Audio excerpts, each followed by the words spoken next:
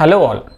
In this video lecture, we are going to see about VLSM and we are going to deal about a simple problem which states about the advantage of VLSM.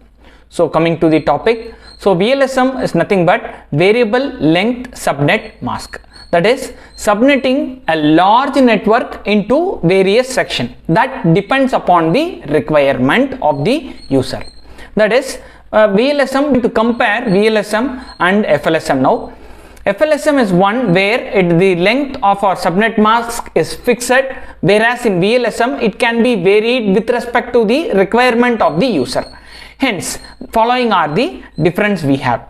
We have equal number of hosts are identified, pre-identified, and equal number of subnet masks are identified. It cannot be changed when it comes to FLSM. And when it comes to VLSM, the number of hosts and number of subnet can be varied with respect to the requirement of the user. So this is a better choice, that is FLSM is a better choice for the private network, whereas the VLSM is better choice for the public IP addresses. Then this is the most important point, that is the amount of wastages of IP that is present in FLSM is very high, whereas that can be very much reduced in the case of VLSM. So these are the difference between the FLSM and VLSM.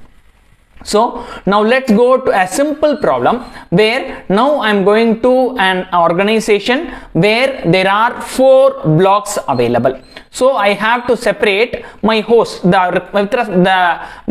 Totally there are 4 networks available, right? So I have to subdivide this into 4 nets, that is subnet A, then subnet B, subnet C and subnet D. These are all the requirement, and my requirements are 100 host is required in the subnet A, then 155 host is required in subnet B, then 50 host is required in subnet C, and D requires only 2 hosts. So this is it, and the starting IP address is given to be 192.160.0.0.24. This is 24. Please, it is cut. So please, this is 24. The first step is that we have to choose the highest subnet that is given. So in this case, 100 is the highest subnet given. So first I'll be taking that. So that is my first number, step number 1. Now I will be using this as my table to find out what is the subnet mask that has to come. So in this case, if your requirement is 128 host or 100 above and it is below 128, obviously the subnet mask will be 25. So I am dealing with class C now. It starts from 24. If it is subnet is 1, so obviously I will be having all 8 bits. So obviously I will be having 256 host here. Here 128 host. When it comes to subnet 26, obviously 64. So remember one thing before going to this. Remember one thing. Every time if I am going to take 256, obviously one will be given for my host ID and the another one will be given for my broadcast address, right? That will be given to thing. So I can, the usable host ID what I will be having is 254 net ID, sorry, one is for my net ID and another one is for my host ID. Then the remaining is 254 is the overall available host for this one. Similarly, for the case of 128, so you have to subtract 2 by it. So remaining is the usable host IDs. So now I have arranged everything in the descending order. So my order is going to be, first I am going for 100 host, then again I will be going for 55 count of host. I'll zoom it. So then I will be going 55 is the requirement for section B or subnet B, then it is 50, then it is 2. This is my requirement. For this I am going to form a table, single table, which gives you complete detail of my requirements. What are all the requirements I have? Everything will be coming in as single table. Now first the host what I require, the number of hosts I require is 100. Clear? 100 is my host required. So just go to this table. If it is 100, what should I have to choose? I have to choose 128 is the thing which I have to choose. So obviously my subnet mask will be 25 here. The number of hosts I will be having is 128. So that is what I have written here. So this is going to be octet, 4th octet, as it is class C. It is going to be 4th octet, every time it is going to be 4 in this case, right? So now the total increment I will be having is 128. This is the 25 is from the table.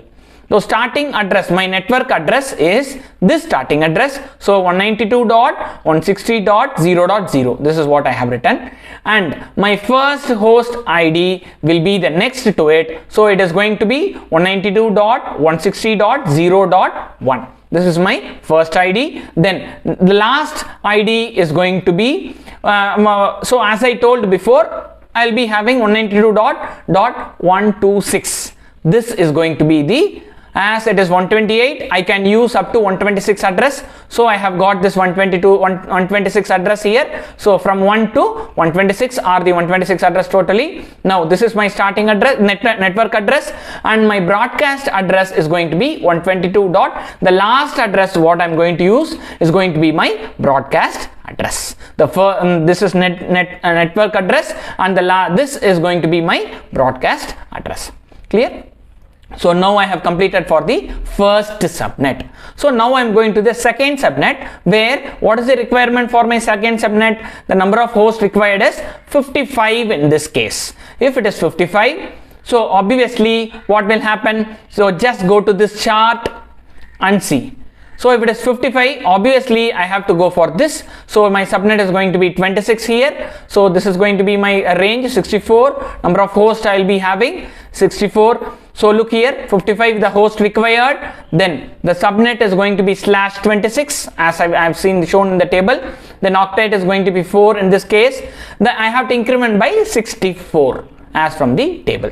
Now what is the network ID? Network ID is next to this broadcast ID. So this is going to be 128.160.0.128. Then what is the first ID? Next to this is going to be first ID. So next is going to be 129. Then 129 plus 61. That is, this is starting from 129. From there, if you go for 62 user, automatically this is nothing but 192.160.0.190. As I don't have space, I have written like this. So this is going to start from 129. Then as two numbers are used by network ID and broadcast ID, remaining is added up here. So this ends at 190. Then broadcast address is going to be 191. So I have completed the second, that is subnet B. Now I am going for subnet C, which is again going to be 50. As it is 50, it falls under the 64 range. So as this, obviously this subnet will be 26. So I will be 50 is the requirement /26. Then 4 is the octet, as usual 64, as this is the maximum available user.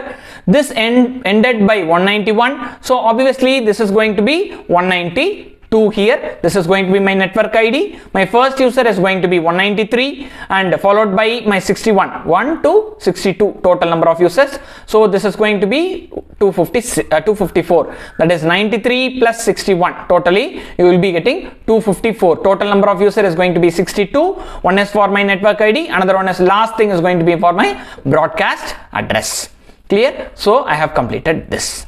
Now I have to go for the last case. Last case, I have 2 hosts. So if I have to go for 2 hosts, obviously do I have to go for this or this? Please tell me, do I have to go for this or this? Yes, I have to go for this. Reason is, obviously 2 IPs are used for net address and also broadcast address, and 2 IP is required for host. So obviously I'll be going for /30 here. So I have gone for /30. The required number of IPs for host is going to be 2 here. So total IPs are going to be 64. So first IP is going to be, as this is 255, this is going to be 192.160.0.256 here. Then followed by the next is going to be the first IP. So that is going to be 192.160.0.57. Next is going to be 5, 6, 7 and 8, 2 required. So this is one IP, this is the last IP. Obviously it is going to be 192.160.0.258, and the last broadcast address is going to be the next address. So this is how we will form the VLSM table. Hope you all have understood. In the next video, I will come up with another one example. Thank you.